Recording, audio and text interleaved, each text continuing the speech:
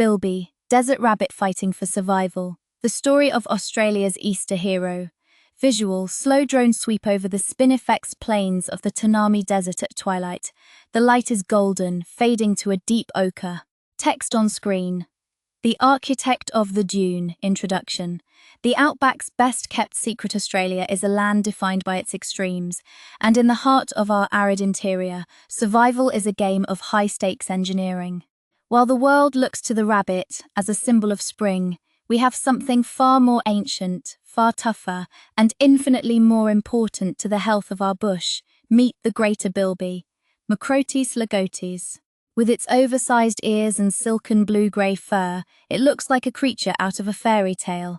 But in reality, it's a powerhouse of evolution. A nocturnal specialist that has spent 15 million years perfecting the art of desert living. Today, we're looking past the chocolate wrappers to explore the true ethology of Australia's Easter hero, a master digger fighting for its place in a changing landscape biological blueprint.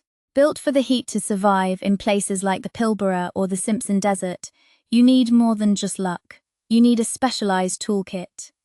The Bilby's anatomy is a masterclass in adaptation. Point 1. Thermal regulation. Those massive rabbit-like ears aren't just for hearing predators. They are highly vascularized radiators. By pumping blood through the thin skin of the ears, a bilby can dump excess body heat into the air, allowing it to stay cool without wasting precious internal water. In a landscape where temperatures can hit 50 degrees C, 20 degrees F, this is a literal lifesaver too. The reversible pouch. As marsupials, bilbies carry their young in a pouch. But unlike a kangaroo, a bilby is a professional excavator. If their pouch opened upwards, it would fill with red dust and grit within seconds of digging. Evolution's solution? A backward-facing pouch. It keeps the joeys protected and clean, while the mother moves several times her own body weight in soil every single night. The ecosystem engineer in ecology. We call the bilby a keystone species. Their impact on the environment is vastly disproportionate to their size. A single bilby can dig up to a dozen deep, spiral burrows across its home range. These aren't just homes for bilbies, they are vital infrastructure for the desert. Carbon sequestration. By churning the soil, they bury organic matter, which breaks down and enriches the earth. Seed beds. Their abandoned diggings collect moisture and seeds, acting as micro-nurseries, where plants can sprout in an otherwise baked landscape. Communal housing. Once a bilby moves on, its burrows provide refuge for dozens of other species, from desert skinks to small birds, protecting them from predators and bushfires. Fact versus fiction. The rabbit conflict. There is a common misconception on social media that the bilby is simply a native version of the European rabbit and that they are direct competitors. The scientific evidence tells a much more nuanced story. Rabbits are strict herbivores that can strip a landscape bare, leading to catastrophic erosion. Bilbies, however, are opportunistic omnivores. They use their long, sensitive snouts to track down termites, root bulbs, and even small lizards. The real issue isn't that they eat the same food. It's that rabbits brought with them a predator plague. Introduced foxes and feral cats thrived on rabbit populations, and when rabbit numbers fluctuate, these predators turn their sights on the bilby. The bilby is a survivor of the desert, but it didn't evolve to handle the sheer pressure of placental predators from across the globe. The path to recovery. The story of the bilby isn't a tragedy. It's a mission. The Easter Bilby initiative, started decades ago, was a masterstroke in conservation marketing. It turned a cryptic, nocturnal animal into a national icon, and that awareness has translated into real-world results through the use of massive, feral-proof fenced reserves and indigenous-led land management. Bilby populations are being reintroduced to areas where they haven't been seen for a century. These islands of safety allow the bilbies to do what they do best: breed, dig, and restore the Australian soil. Conclusion: the Greater Bilby is more than just a cute alternative to a holiday mascot. It is a living link to Australia's prehistoric past and a vital component of our ecological future. By understanding the science behind their survival, we can ensure that these desert architects continue to dig their way through the red sand for another 15 million years. If you want to see more deep dives into the incredible mechanisms of our native wildlife, make sure to subscribe. We'll see you in the next one. Part 2. The Subterranean Architects and the Indigenous Connection. Visual, close-up of a bilby's snout twitching in the dark. It's digging with incredible speed, sand flying behind it. Text on screen. The master of the spiral.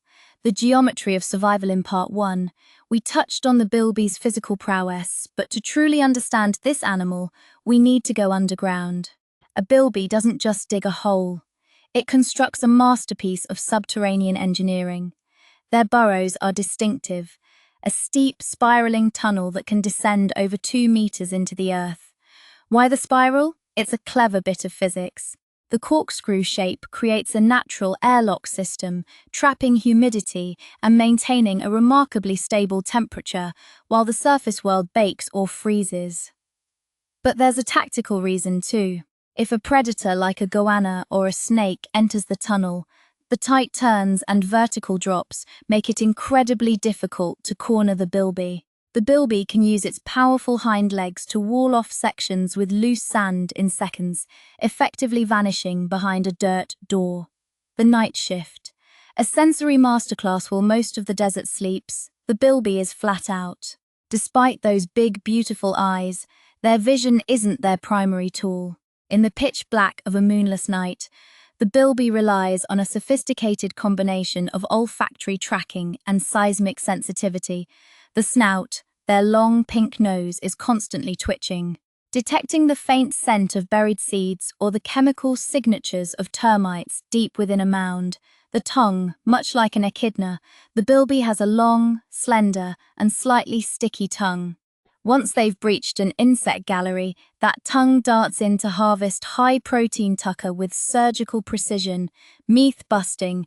The helpless victim. There's a narrative, often pushed on social media, that the bilby is a soft, defenseless creature that only survives because humans build fences for them. This is a fundamental misunderstanding of the species. Biologists have observed that bilbies are surprisingly feisty. They are solitary and highly territorial. Males will engage in ritualized displays and, if pushed, can deliver a nasty bite with their sharp incisors. They aren't weak. They are simply evolved for a specific ecological niche that didn't include the pressure of 20 million feral cats. When we provide a cat-free environment, bilbies don't just get by. They thrive, showing a reproductive resilience that puts many other marsupials to shame. The wisdom of the Mankar long before Western science began cataloguing the bilby. Indigenous Australians, the traditional custodians of the land, knew them as the Mankar, Arhat, or Walpurgiri. For tens of thousands of years, there was a symbiotic relationship between humans and bilbies. Indigenous fire management. Traditional cool burns or patch burning creates a mosaic of vegetation. This prevents massive, uncontrolled wildfires and promotes the growth of fire-responsive plants, like the yakiri, desert onion, which is a staple food for the bilby. Scientific studies now confirm that bilby populations are significantly healthier in areas where traditional indigenous land management is practiced. It's a perfect example of how ancient knowledge and modern ethology can work hand in hand to restore a landscape. The genetic frontier as we move toward the future, the challenge for scientists isn't just about total numbers. It's about genetic diversity. Because many bilby populations are now isolated in islands of fenced reserves, there's a risk of a genetic bottleneck. Conservationists are now running a high-tech dating service, moving individuals between reserves across the country to ensure the gene pool remains robust. It's a logistical challenge involving light planes, specialized transport crates, and meticulous DNA tracking. This isn't just about saving an animal, it's about preserving a unique branch of the tree of life that exists nowhere else on Earth. Closing thoughts. A living legacy. The bilby represents the spirit of the Australian bush, resilient, slightly eccentric, and perfectly adapted to its home. By supporting bilby conservation, we aren't just saving a mascot, we're restoring the lungs of the desert soil and honoring a culture that has lived alongside these master diggers for millennia. The next time you see those iconic ears, remember, you're looking at a survivor that has earned its place in the red dirt. Thanks for joining us on this deep dive into the world of the Greater Bilby. Visual: the sun rising over a restored desert landscape, a bilby disappearing into its burrow for the day. Text on screen: science, culture, survival. Part 3: the 14-day miracle and the future of the Red Center. Visual: a high-definition macro shot of a bilby joey inside the pouch. It is tiny, pink and undeveloped, yet instinctively moving. Text on screen: the fastest start in nature. The reproductive sprint. When we talk about survival, we often focus on the fight or flight mechanics. But for the bilby, survival is also a numbers game played at a staggering pace. In the world of mammalian biology, the bilby holds a record that sounds almost like science fiction. They have one of the shortest gestation periods of any mammal on Earth, from conception to birth. It takes just 12 to 14 days. At the end of this 2-week sprint, the neonates, tiny, jelly bean-sized young, climb from the birth canal into the mother's rear-facing pouch. They attach to a teat and remain there for about 80 days. This rapid-fire reproductive cycle is a specialized adaptation to the boom-and-bust nature of the Australian outback. When the rains come and the desert blooms with insects and seeds, the bilby can ramp up its population almost instantly, ensuring the species survives the inevitable lean years of drought. The science of prey naivety. One of the most frequent questions we see in the comments is if they've survived for millions of years, why can't they just learn to avoid cats and foxes? The answer lies in a scientific concept called prey naivety. Because Australian wildlife evolved in isolation for tens of millions of years, they developed anti-predator responses tailored to native threats like dingoes, pythons, and birds of prey. These predators have specific hunting styles. Feral cats, however, are hyperpredators, with a stealth and strike mechanism that is completely alien to the bilby's evolutionary memory. To a bilby, a cat doesn't smell like a threat until it's far too late. Research conducted by Australian ethologists shows that while some native species are beginning to show signs of learning predator avoidance, the process is too slow to compete with the sheer number of invasive pests. This is why feral-free zones aren't just a temporary fix. They are essential training grounds where we can theoretically teach populations to be more wary before they are released back into the wild. The heat shield. Climate resilience. As the planet warms, the bilby's role in the desert becomes even more critical.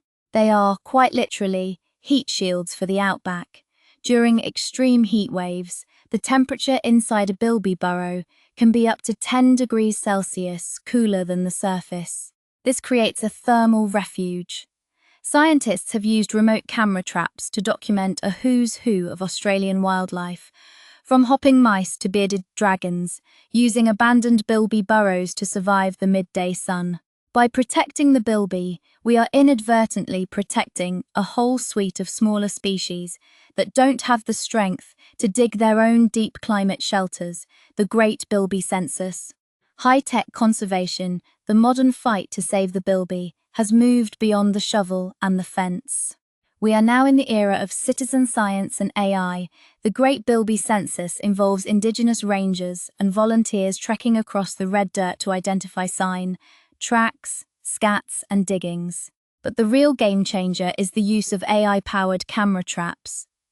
These cameras can distinguish between a bilby, a rabbit, and a cat in milliseconds. This data allows land managers to deploy targeted feral control with pinpoint accuracy, ensuring that resources are used where the bilbies are most at risk.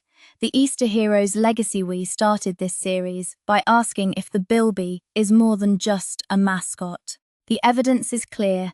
It is a biological powerhouse, a soil restorer, and a symbol of what we can achieve when we value scientific evidence over social media myths.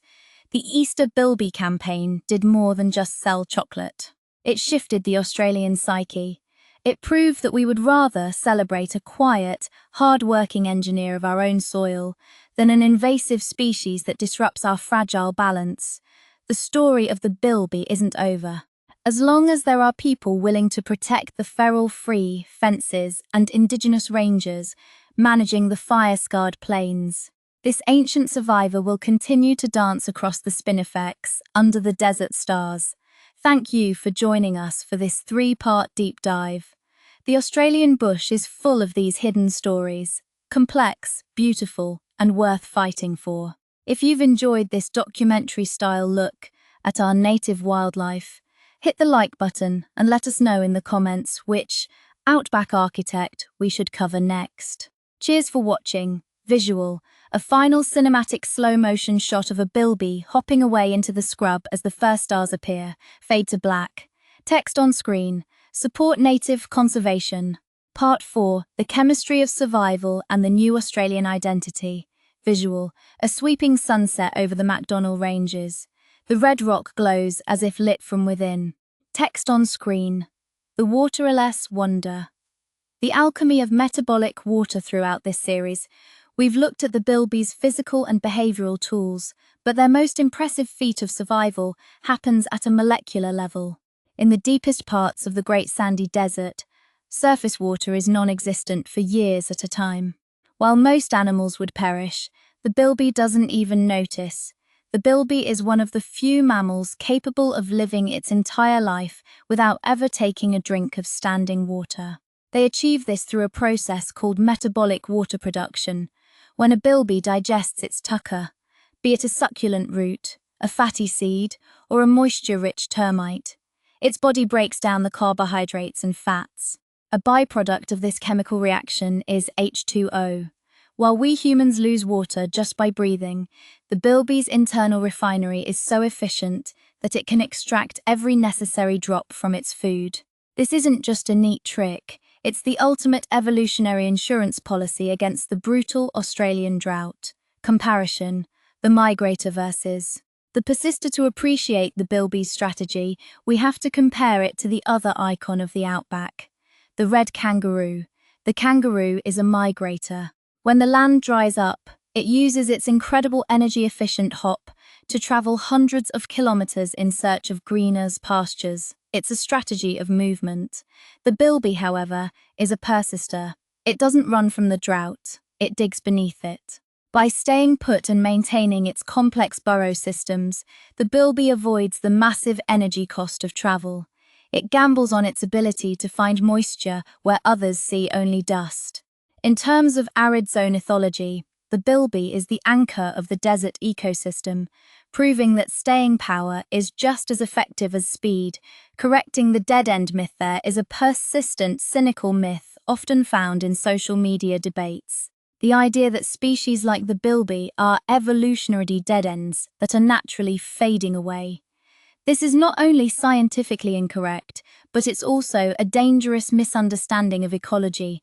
The bilby isn't failing because of its own biology. Before the arrival of Europeans and their introduced species, the bilby occupied over 70% of the Australian mainland. They were one of our most successful and widespread mammals. Their decline wasn't a natural fading. It was a sudden violent disruption caused by land clearing and a predator invasion they had no reason to expect. When we look at the data from managed reserves, the dead-end myth falls apart. Given half a chance, bilbies are prolific. They are hardy, adaptable, and incredibly tough. Investing in their survival isn't propping up a weak species, it's repairing a broken link in a chain that holds the entire desert together, the cultural shift. From pest to protector, the transition, the Easter bunny, to the Easter bilby in the Australian consciousness represents a profound shift in our national identity. For a long time, the Australian bush was something to be feared or tamed. The rabbit was a symbol of that colonial mindset, an attempt to make the rugged Australian landscape look like a manicured European park by choosing to celebrate the bilby. We are finally acknowledging the inherent value of the landscape as it truly is. We are choosing the specialist over the generalist, and the architect over the invader. This cultural pivot has tangible conservation outcomes. Every time a child learns about a bilby instead of a rabbit, our collective ecological literacy grows. We start to understand that the dust of the outback is actually a living, breathing skin, maintained by the tireless digging of millions of tiny claws. Conclusion: the legacy of the long-eared survivor as we wrap up this journey. It's clear that the Greater Bilby is far more than a desert rabbit. It is a chemical engineer, a master architect, and a symbol of resilience. Protecting the bilby is a no-brainer for the future of our continent. If we lose the bilby, we lose the burrows that shelter the lizards. We lose the soil turnover that feeds the plants. We lose a piece of a 15-million-year-old story that is uniquely Australian. The fight for the bilby's survival is far from over, but the tide is turning. With every new fence, every Indigenous-led burn, and every person who chooses science over sensation, the bilby's future looks a little brighter. Australia's Easter hero isn't a myth. It's a living, breathing reality of the red dirt. Thanks for joining us for this deep dive into the extraordinary life of the Greater Bilby. Stay curious, stay informed, and we'll see you in the next one. Visual. Final wide-angle shot of the Milky Way over a desert landscape. The sound of wind across the spinifex fades to silence. Text on screen: science, conservation, identity. Part 5. The stewardship of the sands, ethics, safety, and the final word. Visual. A golden hour shot of a vehicle driving slowly along a remote desert track. The dust kicks up gently. Text on screen: responsible, stewardship. Beyond the screen, how we protect the legend. Throughout this series, we've explored the bilby as a biological marvel, but the transition from a YouTube viewer to a guardian of the bush involves practical, ethical choices. If we want the bilby to survive another million years, we have to talk about the human footprint in their remaining strongholds across Western Australia, the Northern Territory, and Queensland. Point 1. Responsible outback travel. For the 4WD enthusiasts and desert explorers, the safety takeaway is simple: stay on the designated tracks. A bilby burrow might look like just another hole in the red dirt, but the tunnel system can extend horizontally just below the surface for several meters. The weight of a heavy off-road vehicle can collapse these fragile silings, trapping a bilby or its young underground. In a landscape that looks indestructible, the subterranean architecture is remarkably delicate too. The pet paradox.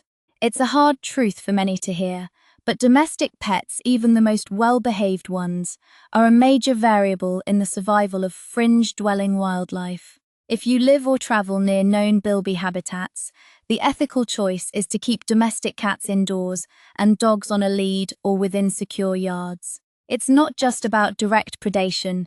The stress pheromones left behind by domestic animals can cause native mammals to abandon their burrows, leaving them vulnerable to the elements and wild predators. The ethics of the cute factor social media often falls into the trap of anthropomorphism and assigning human feelings and desires to wild animals. Because bilbies are objectively charismatic, there is often a push in the comments to keep them as pets or farm them for fur.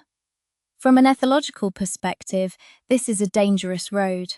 Bilbies are highly specialized, solitary animals with a high sensitivity to cortisol, the stress hormone.